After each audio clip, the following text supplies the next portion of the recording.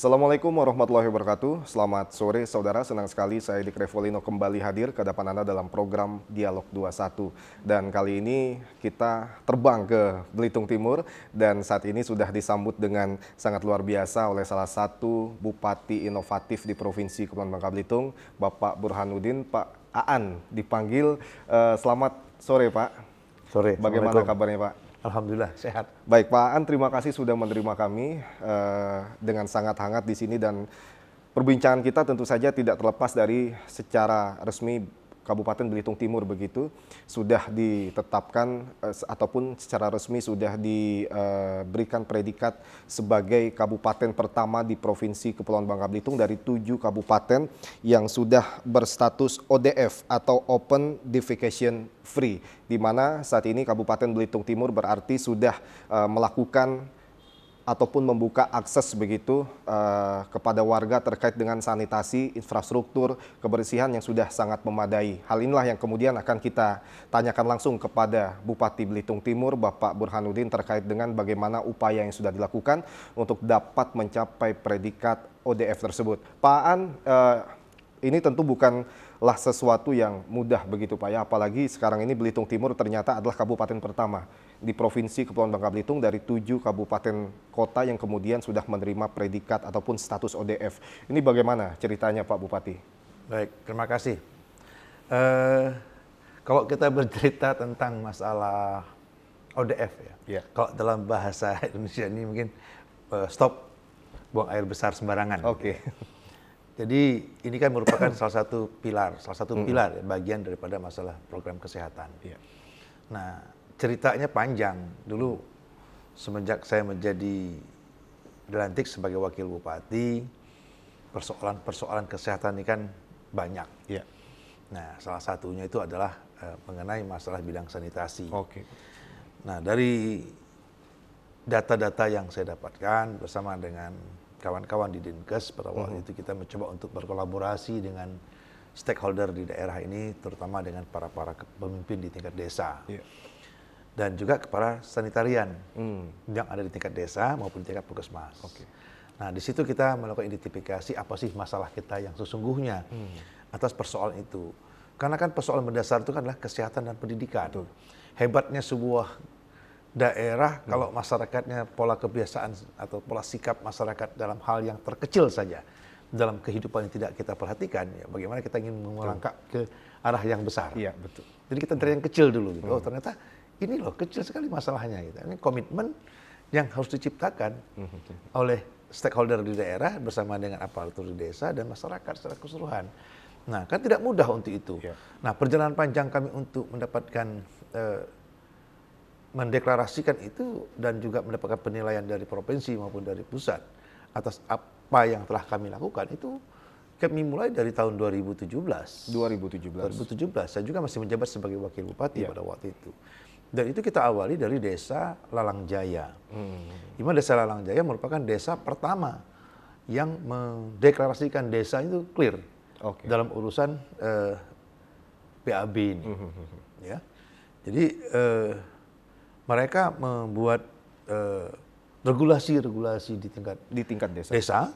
Setelah itu mereka mensosialisasikan, mereka membangun jamban-jamban, membangun tempat-tempat itu di rumah masyarakat dan dibantu oleh desa dan juga dibantu oleh berbagai pihak sehingga desa itu betul-betul clear. Dan itu tidak selesai sampai di situ.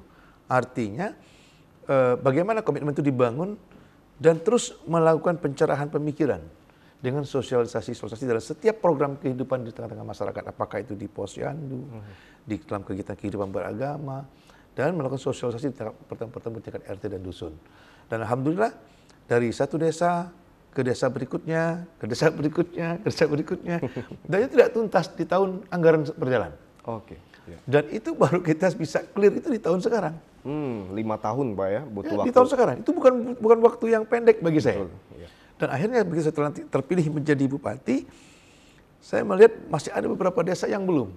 Dan saya kembali panggil para kepala desa, apa masalah yang sebenarnya? Kembali juga, masalah-masalah seperti ini muncul kembali. Dan setiap pertemuan di tingkat desa dan tingkat masyarakat pun saya sampaikan. Artinya, biang masalahnya harus kita cari apa masalahnya. Dan alhamdulillah dari semua kepala desa, dan saya mengapresiasi seluruh kepala desa saya di Belitung Timur dan seluruh camat yang ada, mereka dengan TNI juga dibantu oleh TNI, dengan program kegiatan di TNI, alhamdulillah seluruh desa di kami clear. Tantangan itu bisa kami hadapi. Nah, termasuk desa pulau. Nah, desa pulau ini kan agak ribet nih ngurusnya kan, karena jauh dan segala macam. Tapi alhamdulillah dengan kekompakan dan komitmen bersama di tingkat masyarakat dan pelaku kepentingan di tingkat bawah, dan juga tokoh-tokoh masyarakat dan tokoh adat, semua bisa mengklirkan itu. Sehingga kami betul-betul bisa menyelesaikan satu tahapan dari 5 pilar yang ada dalam bidang kesehatan ini. Oke, Pak Bupati, memang kalau misalkan kita berbicara tentang bagaimana membangun sebuah infrastruktur, termasuk infrastruktur terkait dengan sanitasi di dalamnya, itu kan memang membutuhkan sebuah kerjasama begitu Pak ya. Bapak katakan tadi harus ada keterlibatan dari pemangku kepentingan yang lain, ataupun kita sebut dengan stakeholder begitu. Nah, dari mulai tataran tingkat desa sampai juga dengan pemangku kepentingan yang lain, bisa mencapai predikat ODF ini seperti apa Bapak membangun ataupun menyamakan persepsi sehingga semua pihak di tingkat desa dimulai itu bisa sama begitu Pak? Yep. Jadi gini, pertama saya mengajak masyarakat itu bercerita awalnya. Kalau misalnya Anda melakukan BAB sembarangan, terus bayangkan kalau ada emak Anda, emak kita, sakit tengah malam, terus Anda tidak punya WC di rumah besar Anda, dia harus pergi ke belakang rumah. Setelah itu musibah terjadi, ada ular yang patok mereka, atau ada binatang lain yang gigit mereka. Apa kita nggak zalim dengan orang tua kita? Nggak berdosa dengan orang tua kita? Ya kan? Sementara dari segi finansial kita siap untuk membangun itu. Kenapa tidak? Gitu kan? Nah, ini sering saya ungkapkan. Bisa ketemu dengan masyarakat di tempat saya ada acara, saya sampaikan. Saya selalu ingatkan itu gitu. Artinya saya begitu saya, oh infrastruktur rumahnya udah bagus semua. Ya kan? Tapi begitu saya cek, oh kok WC nggak punya gitu kan. Saya tanya, ini di mana? Oh dibangun rumah segala macam, masih menggunakan yang hal-hal yang masih zaman-zaman dulu gitu kan. Nah, setelah saya masuk sedikit-sedikit sampaikan.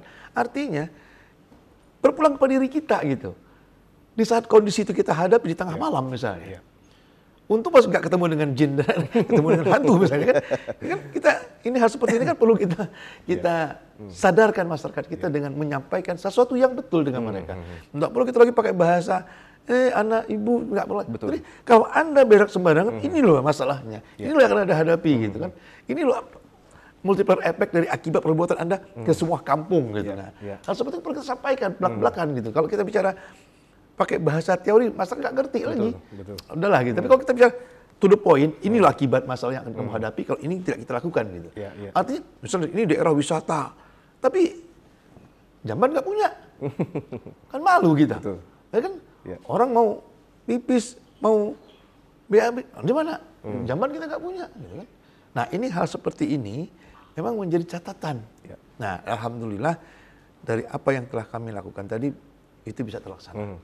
Pak Bupati, dimulai dari tahun 2017 Anda memulai untuk dapat membenahi ini.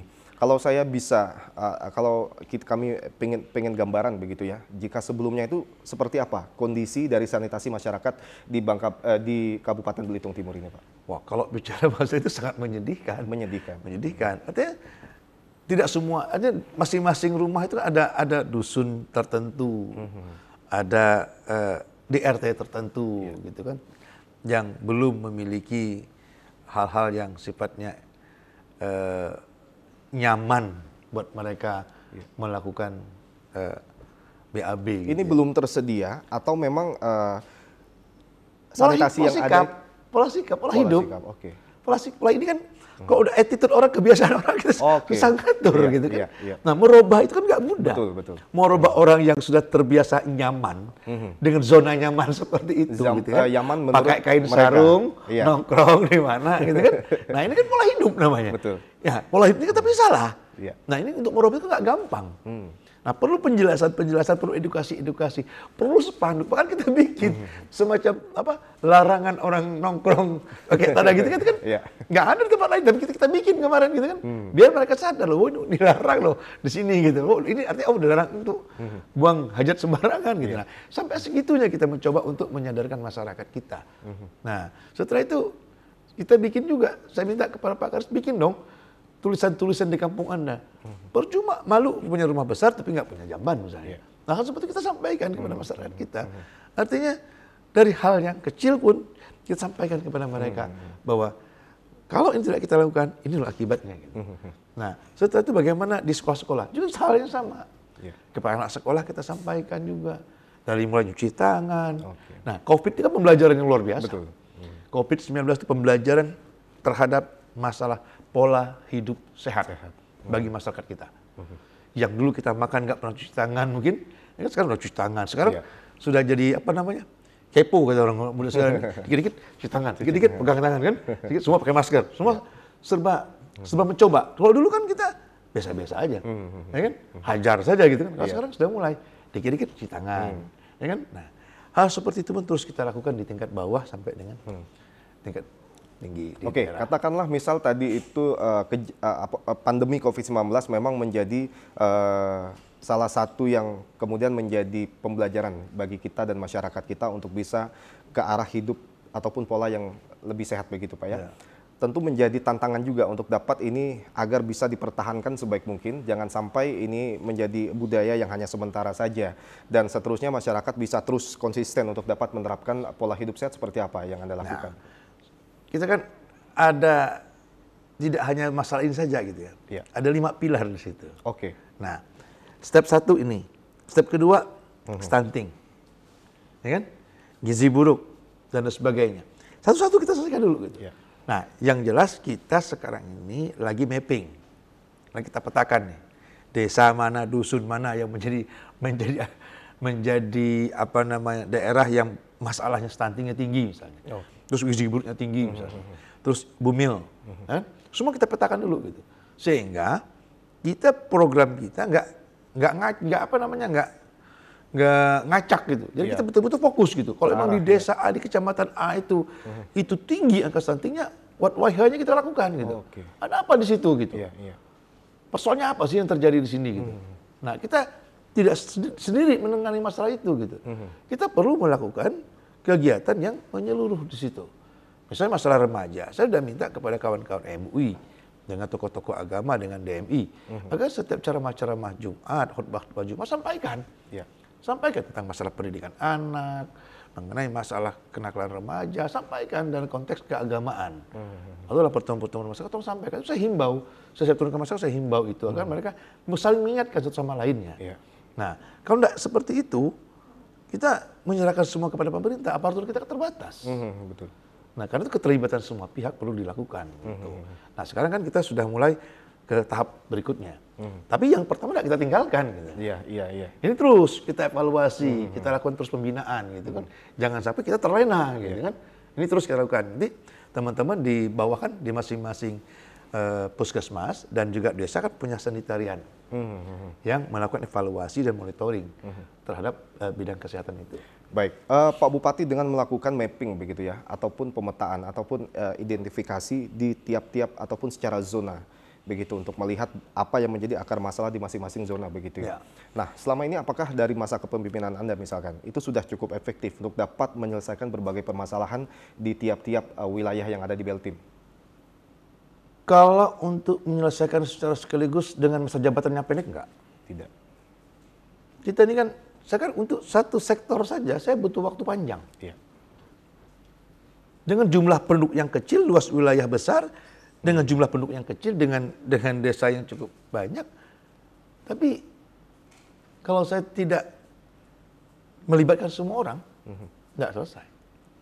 Nah, apalagi kita melaksanakan sebuah program itu tidak akan langsung hari ini kita tembak langsung mati. Kita harus tetap menyelesaikan itu bertahap. Bertahap. Artinya ada target yang kita kejar dari satu fase anggaran berjalan. Kita tahu dulu faktor penyebabnya apa. Saya tahu faktor penyebabnya A. Nah, A ini kenapa? Sampai muncul A ini kenapa? Itu dulu kita cari dulu. Nah, karena itu saya sudah membagi tugas dengan Wakil Bupati, beliau untuk masalah stunting full saya serahkan kepada beliau untuk mengkoordinir dan mengevaluasi, mengkoordinasikan terhadap pelaksanaan pencegahan stunting ini. Karena nggak mungkin seorang bupati semua harus mengerjakan itu. Bagaimana tugas-tugas kami bagi berdua dengan beliau untuk sama-sama kita bergerak dengan masyarakat. Satu persatu persoalan mengenai masalah kesehatan, pendidikan, itu kita selesaikan. Nah, kemarin kita juga masalah pendidikan, kita punya program Yuk Sekolah. Nah, di kesehatan kita punya Yuk Nyulik Pasien. Di pertanian, ketahanan pangan, di TPID kita punya program Yuk ke Ume. Nah, ini kan bagian daripada misi kami dengan pada fase jabatan saya sekarang ini, kan itu merupakan bagian visi misi kami yang harus kami selesaikan untuk melihat menyentuh terhadap persoalan-persoalan tengah masyarakat kita. COVID-19 menjadi faktor penyebab banyaknya anak-anak yang drop out sekolah. Harga timah tinggi, banyak anak yang berhenti sekolah. Ya kan? Akibatnya apa? Banyak uang, anak SMA dapat duit, kawin masih muda, ujungnya stunting. Kenapa? Menikah dalam usia dini. Ya kan? Orang masa umur 18 tahun sudah menikah. Ya kan? Yang tingkat pengetahuan tentang kesehatan masih jauh dan segala macam. Itu menjadi faktor penyebab juga.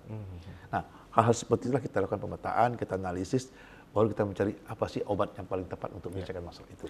Oke, kita kembali ke status ODF yang sudah diraih oleh Kabupaten Belitung Timur. Dari penilaian yang sudah dilakukan oleh Kementerian Kesehatan begitu Pak ya. Nah, ini apa saja yang menjadi indikator-indikator sehingga kemudian Kabupaten Belitung Timur diberikan predikat sebagai kabupaten yang sudah ODF begitu?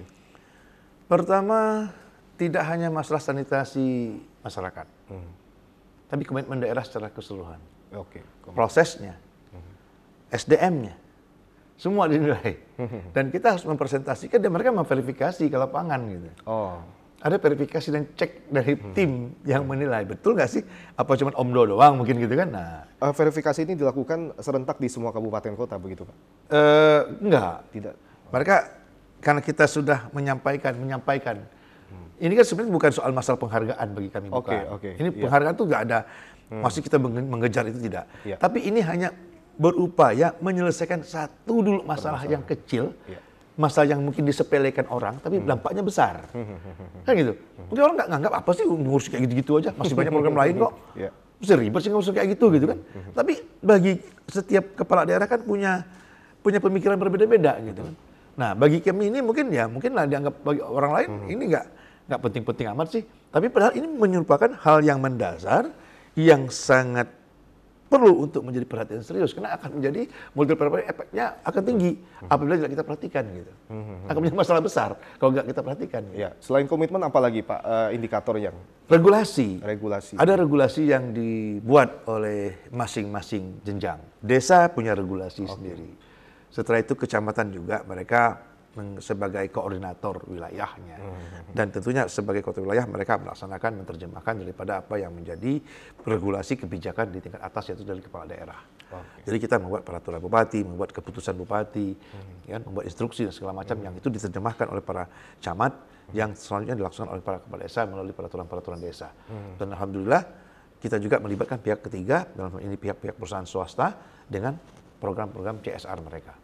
Gitu. Oke, baik Pak Bupati, kita harus jeda terlebih dahulu. Dan saudara, memang selain terkait dengan bagaimana menyelesaikan permasalahan sanitasi yang ada di Kabupaten Belitung Timur, ada banyak sekali hal-hal menarik yang kemudian bisa kita sorot dari inovasi yang sudah dilakukan oleh pemerintah daerah Kabupaten Belitung di bawah kepemimpinan Pak Burhanuddin. Tetaplah bersama kami di Dialog 21.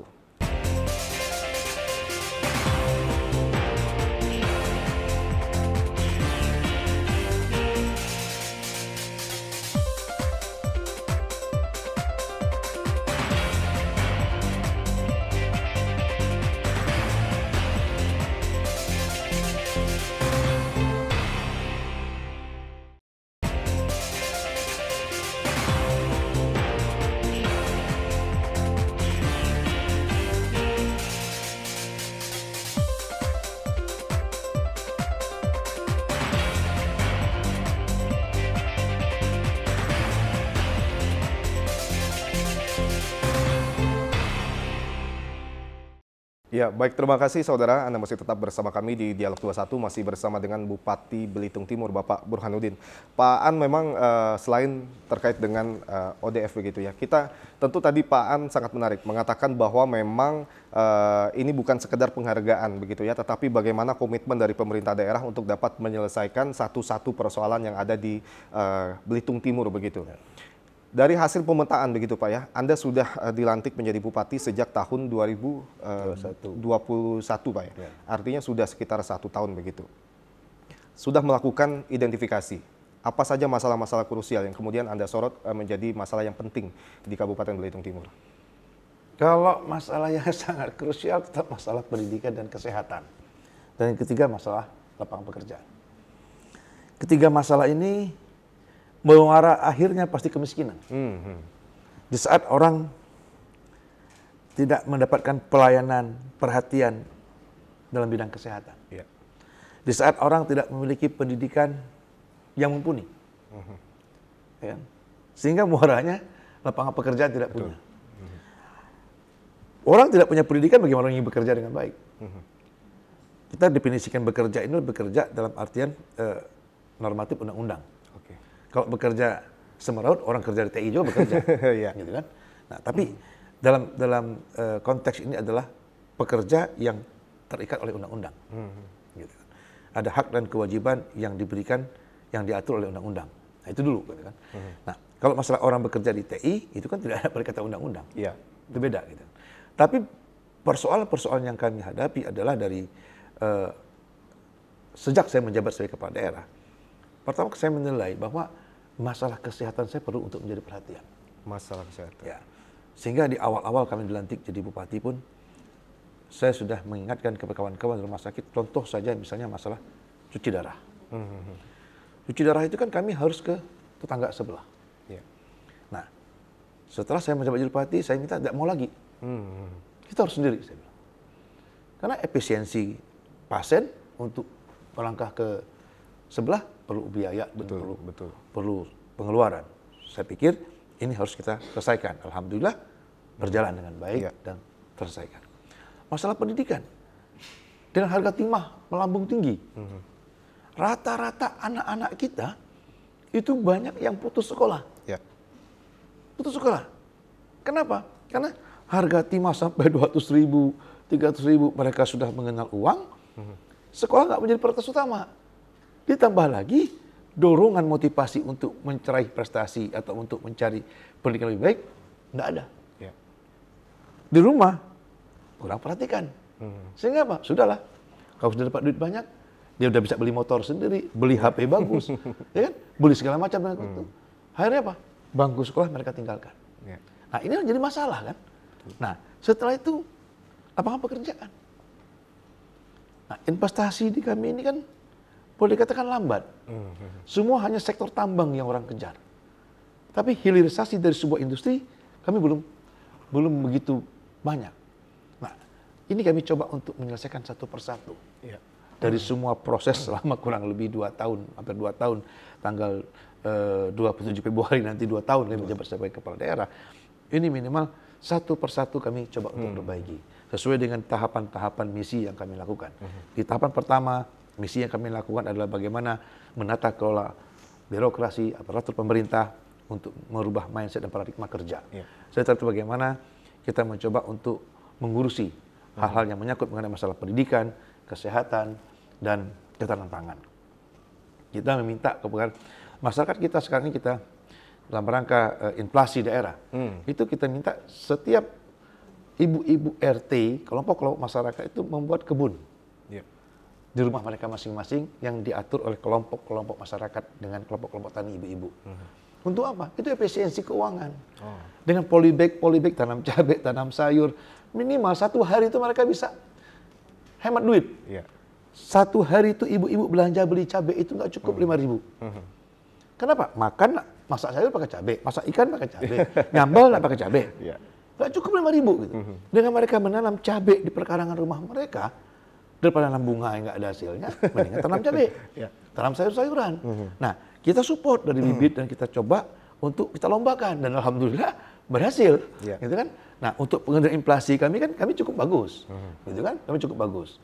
Nah, alhamdulillah semua itu berjalan, Iya. berjalan, baik progres dan kita mengevaluasi.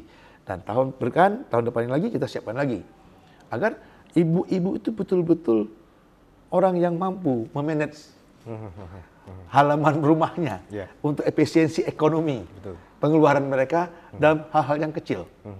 Kalau itu kan beli sayur pasar, Iya. cabai pasar. Kalau dari depan rumah kan enak. Sayur, bayam tinggal motong. Ada kangkung tinggal motong. Iya. Ya kan, semua itu ada di perkarangan-perkarangan rumah mereka. Nah, itu bisa kita lakukan. Nah, kita sudah membuktikan itu. Dan alhamdulillah ibu-ibunya semangat. Gitu. Kita kalau masalah pupuk ya kita siapkan. Iya, iya. Dengan misalnya tanah-tanah sawit, kita kerjasama dengan pihak swasta, pupuk yang lain kita bantu. Gitu. Iya. Yang penting ibunya mau nggak? Ada, alhamdulillah mereka mau gitu. Oh. Nah, mau. Maka kita sampai, mak siap nggak sih? Kalau misalnya satu hari berapa pengeluaran beli cabai, beli sayur, gitu kan? Nah, 10.000 kan cukup sehari. Minimal 100.000 gitu. Iya. 100.000 tuh nggak ada apa-apanya sekarang. Betul. Nah, dengan kita ajak mereka berpikir ekonomis ya sudah, gitu kan? Iya. Bukan berarti pelit saya bilang, Iya, tapi iya. kita mencoba untuk mengikatkan ikat pinggang kita dengan baik, mengatur pengelolaan keuangan kita dengan baik. Ini caranya seperti itu, gitu. Iya, iya, iya. Nah, begitu dengan pendidikan. Nah, pendidikan ini juga menjadi kendala, sehingga saya minta kepada kawan-kawan dinas pendidikan untuk melakukan pendataan juga. Karena banyak anak yang DO ini kan menjadi problem juga bagi kami. Sehingga angka putus sekolah ini kami lakukan untuk mereka kembali diterima untuk di sekolah-sekolah yang sifatnya paket, kalau dia nggak mau lagi untuk sekolah di sekolah umum, atau yang mereka ingin sekolah umum ya kita harus terima mereka. Oke, Pak Bupati bicara tadi Anda menyinggung tentang bagaimana pengendalian inflasi begitu ya. Memang kita tahu bahwa Bangka Belitung sudah diumumkan oleh Presiden Jokowi bahwa termasuk salah satu 5 besar dengan angka inflasi yang cukup tinggi begitu. Dan ini tentu saja membutuhkan kerja keras terutama dari tingkat kabupaten kota untuk bisa melakukan pengendalian inflasi secara efektif begitu. Untuk Kabupaten Belitung Timur apa yang kemudian sudah dilakukan selain bagaimana tadi mengajak emak-emak untuk bisa mengefisiensi pengeluaran mereka melalui penanaman? Nah, kan inflasi itu ada penyumbang yang menjadi komoditi penyumbang inflasi. Iya. Salah satunya Pak, transportasi. Oke. Transportasi. Kalau Belitung Timur itu kan daerah yang nggak punya pelabuhan umum. Oh. Jadi semua barang pasokan kami itu datangnya dari kabupaten sebelah. Dari Jakarta masuknya ke Belitung. Iya. Dari Pangkal Pinang masuk ke Belitung. Dari Palembang masuk ke Belitung. Artinya semua komoditi barang-barang kebutuhan masyarakat itu yang seperti beras, gula, dan segala macam itu pasti masuk ke kabupaten sebelah. Iya. Artinya perbedaan harga sudah pasti terjadi. Betul. Ya, terjadi.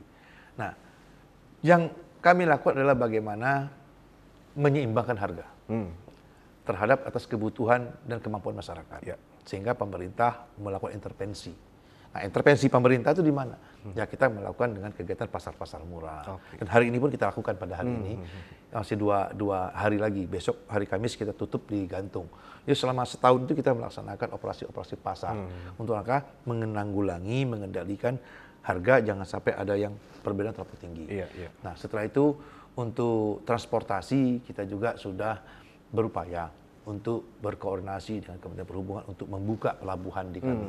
Memang ada 2 pelabuhan yang terjadi sedimentasi dan itu sudah kita lakukan dan kita usulkan. Ada dua opsi yang kami lakukan, membangun pelabuhan baru atau pengerukan alur.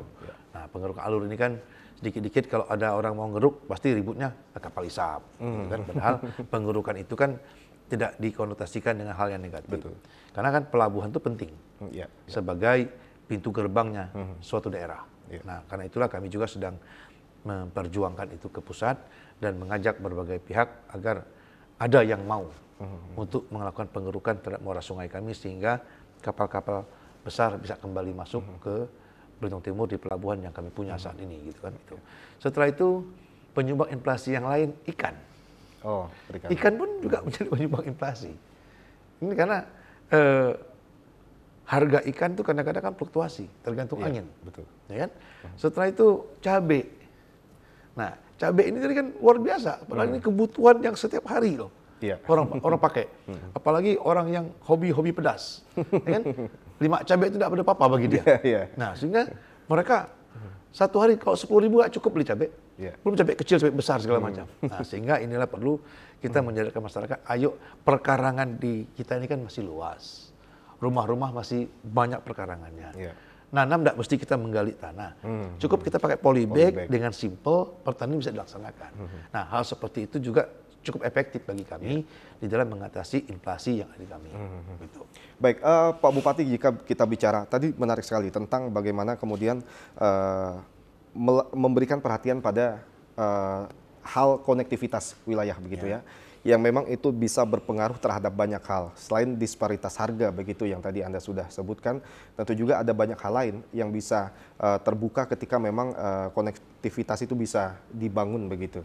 Potensi apa yang kira-kira Anda lihat akan menjadi hal yang sangat membantu pembangunan daerah ketika memang pintu masuk konektivitas ke Belitung Timur ini sudah terbuka begitu, Pak? Nah, kalau Belitung Timur ini punya pintu gerbang, ini sejarah dulu nih. Pulau Belitung itu jarak antara Belitung Timur dengan Jakarta itu bisa ditempuh dengan 18 jam. 18 jam. Laut. Artinya hubungan antara Belitung Timur itu dengan Kalimantan Barat, Ketapang, Belitung Timur dengan Jakarta, Belitung Timur dengan daerah Batam, itu lebih dekat. Oke. Nah, dulu pada masa keemasan PT Timah, kan pelabuhan kami punya docking kapal, kami punya pelabuhan, dulu kan yang semua barang-barang dari Jakarta itu masuk ke sini. Iya. Nah, gudang-gudang di para distributor tuh di kami semua. Kenapa? Karena jarak tempuhnya itu lebih simpel, lebih dekat. Iya, betul. Orang bisa, dengan apalagi sekarang dengan harga BBM yang cukup tinggi, orang akan berpikir bagaimana efisiensi pengeluaran untuk angkutan laut dan segala macam. Nah, berarti kita harus memperpendek alur perjalanan itu kan. Betul, nah, itulah. Betul. Sehingga kita ingin agar pelabuhan itu terbuka dan multiplier effect dari sebuah pelabuhan akan sangat besar. Iya. Dan ekonomi akan bergerak. Oke, ekonomi akan bergerak dan itu memang sudah sangat pasti begitu ya ketika memang konektivitas itu dibangun maka akan memberikan dampak positif terhadap ekonomi. Selain itu apa kira-kira yang kemudian bisa menjadi potensi ketika hal itu dibangun, Pak? Pariwisata akan berkembang. Pariwisata akan berkembang. Ya. Kan selama ini kan semua orang masuk lewat Belitung. Oh. Kalau ada yang nakal dikit misalnya, nggak usah masuk ke Belitung, ngapain jauh-jauh ke Belitung? Ke Belitung Timur misalnya kan. Nah, sama lah kalau orang masuk ke Pangkal Pinang, ngapain jauh-jauh ke Bangka Barat? Iya, betul. Cukup Anda menikmati Bangka itu selesai. Iya. Menikmati Pangkal Pinang itu selesai, ngapain ke Bangka Selatan? Bangka Selatan ngebangun pariwisata apapun, kalau orang bilang, udah jangan ke Bangka Selatan jauh, 3 jam, 4 jam, capek kita. Cukup kita muter-muter Pangkal Pinang, misalnya. Bagaimana kita ingin membangun integrasi konektif untuk membangun kepariwisataan secara menyeluruh? Nggak bakal berkembang. Nah, kita Belitung gitu juga, artinya saya dengan Pak Bupati Belitung bilang, Bang, kita bicara Pulau Belitung. Pulau Belitung itu ada Belitung Timur, ada Belitung. Konektivitas wisata di 2 pulau ini, pintu masuknya lewat Belitung. Hotel-hotel besar di Belitung. Kami hanya hotel-hotel kelas melati yang kecil-kecil. Tapi bagaimana kami menjual komitmen dengan Belitung gitu. Nah, alhamdulillah Belitung dengan Belitung ini sekarang ini kan sinergitasnya agak baik gitu kan, cukup baik lah. Dan sehingga hal-hal yang menyangkut mengenai masalah hubungan transportasi Belitung-Belitung sudah cukup bagus. Sudah cukup bagus. Jalan sudah bagus, segala macam sudah mulai perbaikanlah kami semua. Lampunya sudah perbaiki semua. Tinggal sekarang pelabuhan. Nah, pelabuhan itu kami ingin kejar, bukan berarti ingin menyaingi Belitung, tidak. Tapi minimal orang bisa memperpendek. Kan tidak semua orang kaya pakai pesawat naik untuk berwisata. Ada mungkin yang menggunakan kapal laut misalnya kan, backpacker itu bisa pakai kapal laut. Nah, kalau hubungan lebih dekat, kenapa tidak? Nah, jadi saya pikir pelabuhan itu penting karena multiplier efeknya banyak. Gitu. Ya, Pak Bupati, Anda sudah mengatakan tadi memang sudah dilakukan komunikasi begitu ya. Sudah ada beberapa opsi yang kemudian nantinya akan dilakukan jika memang itu bisa dilakukan. Nah, ada target untuk kapan itu bisa terrealisasi kemudian? Nah, kalau untuk pelabuhan, untuk di daerah Dendang kita sudah menyampaikan itu ke Kementerian Perhubungan. Kementerian Perhubungan. Tinggal akhir tahun ini kami menyampaikan masalah pelepasan status kawasan hutan yang dipinjam pakaikan dengan pihak swasta, diserahkan ke kami yang tanggung jawab. Untuk kami serahkan aset itu kepada Kementerian Perhubungan. Itu di daerah Tanjung Resing, Dendang. Nah, untuk pelabuhan SDP Manggar, itu tinggal pengerukan muara juga. Karena semua muara-muara kami ini sedimentasinya tinggi. Karena kan perputaran arus itu kan angin laut selatan, barat, barat daya, Semua membuat pergeseran pasir laut itu kan terus bergerak pada musim-musim tertentu sehingga menghambat daripada kapal-kapal kita yang mau masuk ke pelabuhan. Karena di pelabuhan kami ada 3 fungsi di situ. Ada pelabuhan perikanan, ada pelabuhan penyeberangan, ada pelabuhan umum. Nah, jadi 3 kepentingan di situ.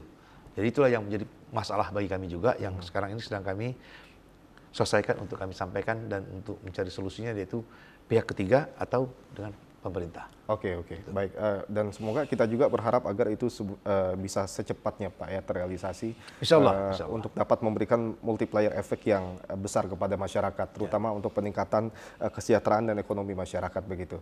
Anda sudah melakukan pemetaan tadi, Anda katakan bahwa ada 3 hal yang menjadi perhatian: pendidikan, kesehatan, dan juga bagaimana untuk bisa menarik investasi begitu ya ke daerah Belitung Timur. Itu adalah hasil identifikasi. Sampai dengan saat ini sudah sejauh mana kemudian secara konkret pencapaian dari ketiga hal yang Anda jadikan perhatian tersebut? Dari 3 tersebut, dari pencapaian visi misi ya, visi misi kepada daerah. Untuk kesehatan boleh dikatakan untuk 100% belum, tapi ke 70% saya pun oke. Pendidikan gitu juga. Ya, saya potong dulu Pak Bupati, untuk misalkan 70%, ini secara konkretnya misalkan apa yang bisa dirasakan oleh masyarakat? Nih, untuk BPJS saja. Oke. Itu udah bisa 100%. Clear, masyarakat kita semua kita layani. Ya, sudah tercover semua. Ya. Tercover semua.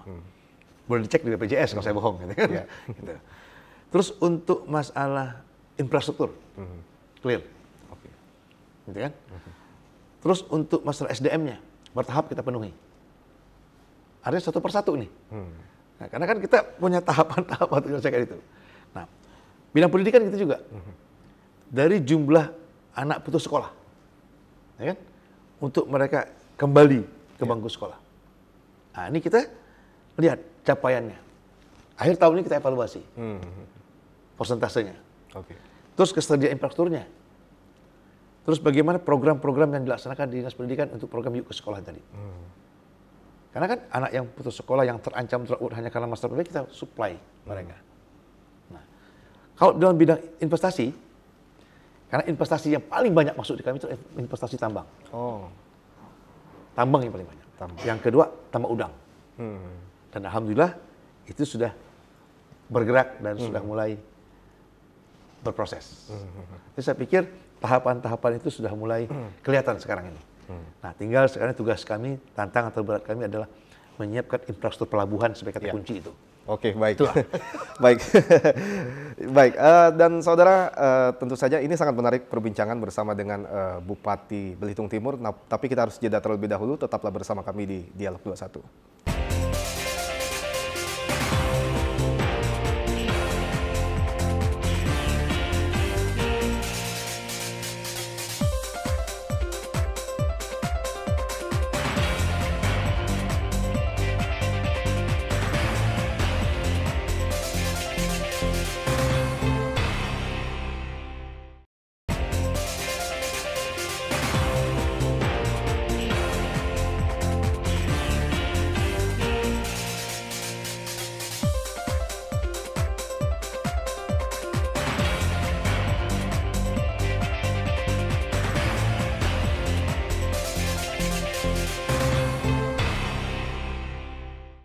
Ya baik, terima kasih saudara, Anda masih tetap bersama kami di Dialog 21, masih bersama Bupati Belitung Timur, Bapak Burhanuddin atau yang kerap dipanggil Pak An. Pak An, ini nampaknya memang sangat menarik hubungan antara Belitung dengan Belitung Timur yang kemudian menjadi 2 kabupaten yang berada di Provinsi Kepulauan Bangka Belitung, berada dalam satu pulau, namun nampaknya memiliki orientasi pembangunan yang agak cukup berbeda begitu Pak ya. Nah ini tentu akan menjadi ataupun sangat berpengaruh ketika memang hal ini untuk kita katakan dalam konteks kolaborasi begitu. Lalu seperti apa konsep dan skema yang Anda bangun dengan Kabupaten Belitung untuk dapat bisa menyatukan 2 orientasi tersebut Pak An? Baik. Sejak saya dilantik jadi bupati, karena dengan Bupati Belitung kan kebetulan beliau dengan saya kan hubungannya dekat. Karena beliau senior saya sama-sama di KNPI waktu itu. Oke. Begitu saya bilang, saya ingin ikut jejak abang lah, saya bilang. Ingin jadi bupati juga. Gitu kan. Abang jadi wakil, jadi bupati, saya ikut jejak abang lah, saya bilang gitu kan. Nah, begitu saya jadi bupati, saya sowan ke beliau, saya sampaikan niatan saya untuk membangun Belitung secara bersama. Ya. Karena Laskar Pelangi menjadi kata kunci. Oke. Laskar Pelangi menjadi kata kunci kebangkitan Pulau Belitung. Suka tidak suka, saya katakan Laskar Pelangi adalah kebangkitan sektor kepariwisataan Pulau Belitung. Dan orang mulai mengenal Pulau Belitung itu dengan Laskar Pelangi. Mulai kembali orang mengenal Pulau Belitung. Dulu hanya mengenal dengan timah. Tapi sekarang orang mulai mengenal dengan cerita Laskar Pelangi, orang mengenal wisata dan segala macam. Nah, setelah itu saya bicara dengan beliau, Bang, saya bilang mohonlah kita jual Pulau Belitung. Oh, bukan lagi U. Kalau dulu kan Pulau Belitung. Betul. Kalau Pulau Belitung, pasti orang ibu kotanya Tanjung Pandan. Saya bilang. Iya. Kan di benak orang di luar, kalau bicara masalah Belitung, pasti Tanjung Pandan identiknya. Orang nggak kenal Belitung Timur. Orang Belitung Timur taunya ada tokoh-tokohnya saja. Iya. Ya kan? Orang tidak mengenal apa sih Belitung Timur itu kabupaten apa bukan gitu. Betul. Nah, tapi dengan kita sampaikan dengan beliau juga menyambut gagasan itu, sehingga kita untuk bicara keluar itu Pulau Belitung. Pulau Belitung itu ada Belitung Timur, ada Belitung di dalamnya. Sehingga di saat kita jualan pulau ini adalah jualan masalah pembangunan, jualan mengenai masalah pariwisata dan segala macam, itu konsepnya pulau. Sama kita ke Bali, di Bali itu kan tidak hanya Denpasarnya saja. Betul. Ada kabupaten-kabupaten lain yang mendapatkan multiplier effect dari kata Pulau Bali. Itu juga Pulau Belitung. Gitu. Orang kalau datang ke Pulau Belitung, ke Pulau Lengkuas, ke Tanjung Tinggi, ke Tanjung Kelayang, tidak akan mungkin setiap orang yang datang ke pulau itu terus balik lagi, situ lagi, balik situ, dulu lagi, gitu kan. Pasti mereka ingin melihat, mencari tempat-tempat baru, spot-spot yang lain. Nah, sejak Pulau Belitung ini ditetapkan juga menjadi geoparknya Bangka Belitung, nah, di kami juga punya geosetnya. Ada geosetnya. Ada tempat-tempat juga yang menarik untuk kami jual secara bersama. Nah, ini kan membutuhkan komitmen. Nah, komitmen itu juga dengan siapa? Dengan pelaku-pelaku pariwisatanya. Di situ ada travelnya, ada hotelnya, gitu. Nah, artinya di saat orang masuk ke Belitung ini tidak lagi penjualan Tanjung Tinggi, jualan Pulau Lengkuas, jualan Pulau Lebong, gitu kan. Tapi orang bisa mencari spot-spot yang lain untuk mereka menelusuri objek-objek wisata yang mungkin bagi mereka bagus, mungkin bagi mereka aneh, atau mungkin bagi mereka ini perlu tantangan baru. Nah, itu yang kita coba. Nah, alhamdulillah dengan Pak Bupati Belitung, sinergitas itu kita lakukan. Dan saya bilang ke beliau, Bang, jangan sampai ada disparitas antara Belitung dengan Belitung. Mari kita bangun bersama. Setiap Abang bicara keluar pun singgung daerah saya. Setiap saya keluar, saya juga bicara daerah Pulau Belitung secara keseluruhan. Itu membangun komitmen itu nggak gampang. Dan saya tidak perlu bersaing dengan Belitung. Nggak ada persaingan saya dengan beliau gitu. Tapi bagaimana kami membangun komunikasi yang baik, membangun sinergis yang baik, sehingga orang bisa menikmati Belitung, orang bisa menikmati Belitung Timur. Gitu. Iya, saya pikir tentu saya setuju dengan itu. Artinya bahwa memang ketika kita meninggalkan persaingan begitu ya, justru kita akan bisa mendapatkan dampak yang positif yang lebih besar lagi begitu dari apa yang Anda lakukan, yaitu berkolaborasi dengan Kabupaten Belitung. Pak Bupati, tadi Anda mengatakan ada satu hal yang saya highlight tadi itu, bahwa salah satu investasi terbesar yang ada di Belitung Timur yaitu pertambangan. Sedangkan kami yang ada di luar Belitung begitu ya, melihat ataupun sudah mengenal Belitung sebagai salah satu daerah tujuan wisata. Bahkan dikenal sebagai 10 destinasi wisata unggulan di Indonesia. Nah, ketika dalam konteks pertambangan yang banyak orang menilai bahwa ini adalah hal yang saling bertentangan begitu. Bagaimana Anda menyikapi hal itu? Wah, ini menarik ini. Ini menarik. Anda pun sudah memiliki persepsi yang salah tentang Belitung gitu kan? Ingat, Belitung itu kabupaten, ibu kotanya Tanjung Pandan. Kalau bicara Pulau Belitung, ada saya di situ, Belitung Timur. Saya bupatinya gitu. Nah, Pulau Belitung dengan di dalamnya ada Belitung Timur, itu punya dua konsep visi yang berbeda. Ada dua bupati di situ. Nah, masing-masing kabupaten ini punya kekayaan masing-masing. Punya sumber daya alam yang harus diolah. Nah, di saya ini, dari sisi tata ruang wilayah, dari struktur kekayaan sumber daya alamnya. Di saya ini daerah yang masih memiliki cadangan deposit tambang Oke. yang sangat banyak. Dan ini potensi, Pak. Nah itu potensi, potensi. Dan itu bukan hanya sekedar untuk daerah kami saja, untuk negara, untuk dipisah negara, untuk ke provinsi Bangka Belitung. Kalau kami menyetop itu, saya sih nggak masalah, stop aja nggak masalah bagi hukum. Saya lebih cenderung di stop, karena menata lingkungan paling sulit, gitu kan. Di stop aja. Tetapi siapa yang rugi gitu? Gitu kan? Nah, cuman ini pariwisata dengan tambangan bukan suatu hal yang haram untuk digabungkan. Bagaimana kita mengkombinasikan dua ini menjadi sebuah perpaduan yang menarik, yang bisa dikelola dengan baik. Contoh misalnya, orang terlahir ke muka bumi ini hanya tahu timah saja. Tapi bagaimana prosesnya, tahu nggak? Tapi tahu protes cuman. Oh timah itu rusak lingkungan. Tahu protes. Tapi proses ngambil timah tahu nggak? Bagaimana mengolah lingkungannya tahu nggak? Artinya kan dua ini kan bukan hal yang haram. Bagaimana kalau ini kita jual dengan baik? Bahwa timah, pertambangan timah itu bagaimana mengelolanya dengan baik, dengan ramah lingkungan. Teknologi sudah berkembang. Kan itu dulu gitu. Nah kita kan kalau di Kelapa Kampit kita punya museum, punya GIS, Pusat Informasi Geologi. Di situ kita bicara tentang sejarah pulau ini. Bagaimana secara geologi pertambangan di Pulau Belitung. Ada di kami di Kelapa Kampit.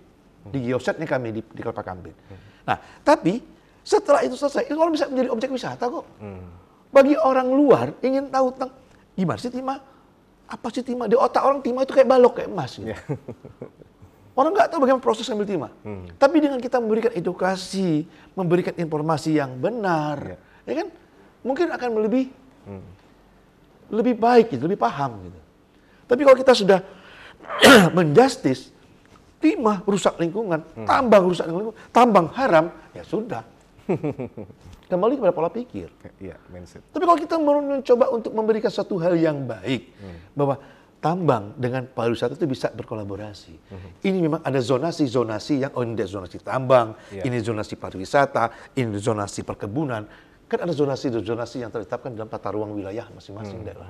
Oke, gitu. Pak Bupati tentu saya setuju jika kemarin juga apa yang disampaikan oleh Bapak Penjabat Gubernur Kepulauan Bangka Belitung, Bapak Ridwan Jamaluddin, adalah bahwa memang timah sebagai salah satu potensi yang kita miliki tentu harus kita syukuri dan kita kelola dengan sebaik-baiknya untuk bisa memberikan kesejahteraan kepada masyarakat begitu ya. Yang terpenting adalah bagaimana komitmen kita untuk dapat melakukan penambangan tetapi tetap menjaga kelestarian lingkungan begitu. Nah, ada hal menarik yaitu terkait dengan bagaimana amanat dari Undang-Undang Minerba yang sudah disahkan oleh pemerintah pada tahun 2020 yang lalu adalah bagaimana untuk bisa agar potensi sumber daya alam berupa logam itu bisa dikelola dengan sebaik-baiknya terutama dalam hal meningkatkan industri melalui hilirisasi begitu. Apakah Belitung ini mungkin jangka panjang? Apakah Belitung juga terfikir untuk bisa kemudian memanfaatkan agar timah ini bisa menjadi hal yang memberikan nilai tambah terhadap daerah? Ini PR terbesar bagi kita di Bangka Belitung.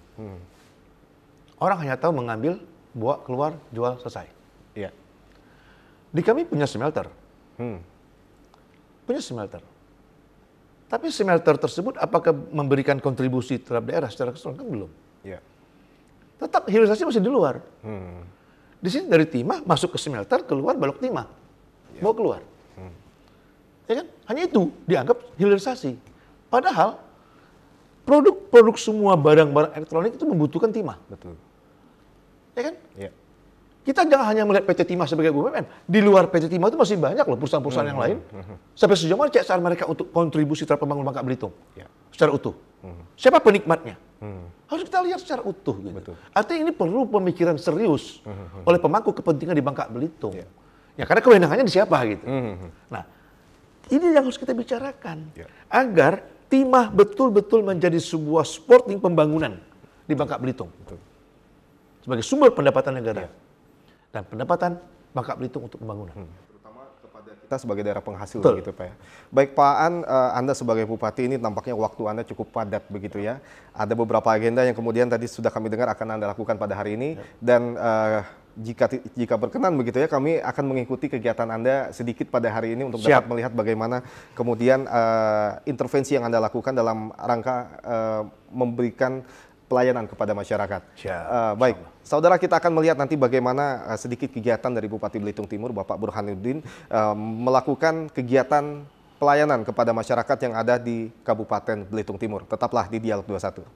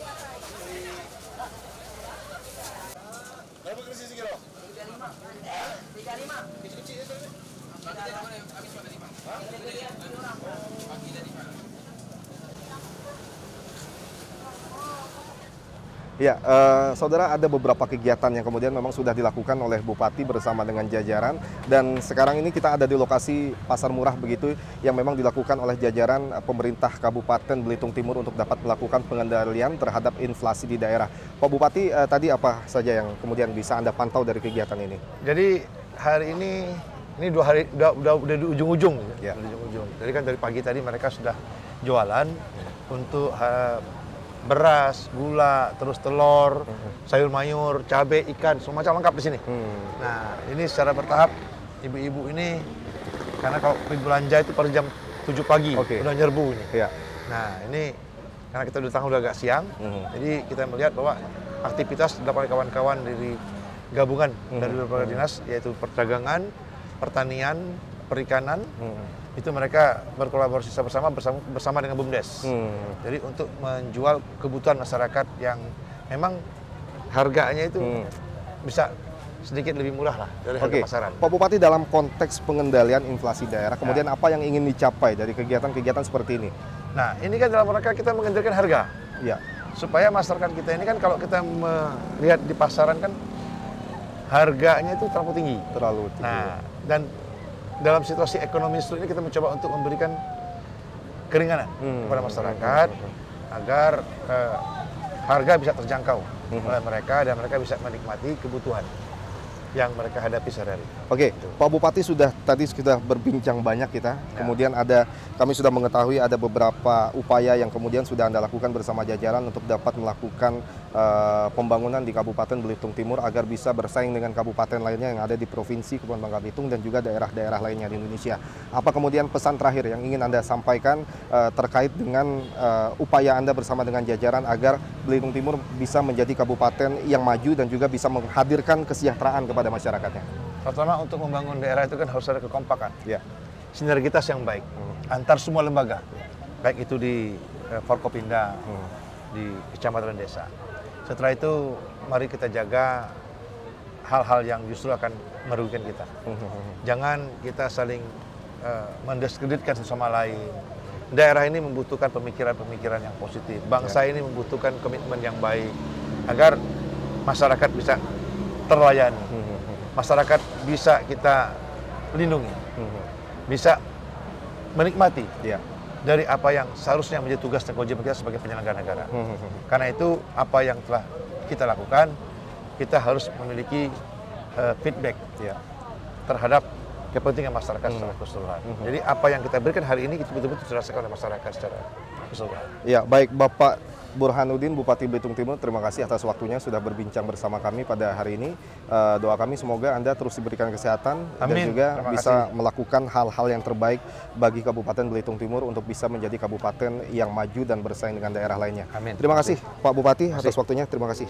Dan saudara, itulah tadi perbincangan dengan Bupati Belitung Timur, Burhanuddin, terkait dengan bagaimana kemudian upaya yang sudah dilakukan oleh beliau bersama dengan jajaran untuk dapat memberikan kemajuan dan juga pembangunan yang optimal di Kabupaten Belitung Timur sebagai salah satu kabupaten di Provinsi Kepulauan Bangka Belitung. Saya Dek Revolino mohon pamit, terima kasih. Wassalamualaikum warahmatullahi wabarakatuh.